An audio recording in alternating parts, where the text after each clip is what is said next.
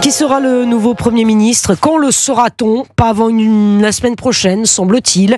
Les tractations vont mon train ce soir, je vous le disais. Les LR sont reçus dans 1 heure, à 20h. Jacques Soré, on en est où exactement? Eh bien, Emmanuel Macron navigue à vue, mais à ce stade, le président est bien tenté de mettre le cap à bâbord. Car à sa gauche, Olivier Faure fait un geste en sa direction. Le premier secrétaire du Parti socialiste se dit prêt à discuter avec le bloc central et la droite sur la base de concessions réciproques.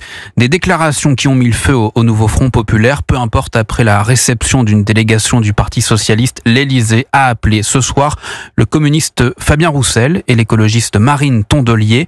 L'insoumis Manuel Bompard devrait aussi être contacté, mais avec ses regards vers la gauche, Emmanuel Macron prend le risque de froisser la droite. L'équation n'est toujours pas résolue pour l'incarnation à Matignon. Alors Jacques Soré, évidemment la question que tout le monde se pose ce soir, je vous le disais, vous allez certainement en débattre autour de vous.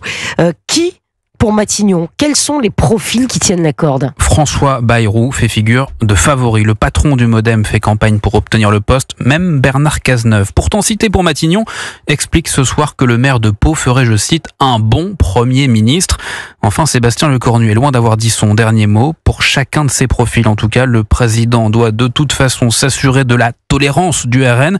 Marine Le Pen explique qu'elle est tout à fait capable de voter à nouveau la censure d'un gouvernement dans les colonnes du Figaro ce soir, si ce gouvernement ne répondait pas aux demandes de son parti. Merci beaucoup Jacques Soré, on va y revenir évidemment avec vous Jules Torres, avec vous Jean-Christophe Galli.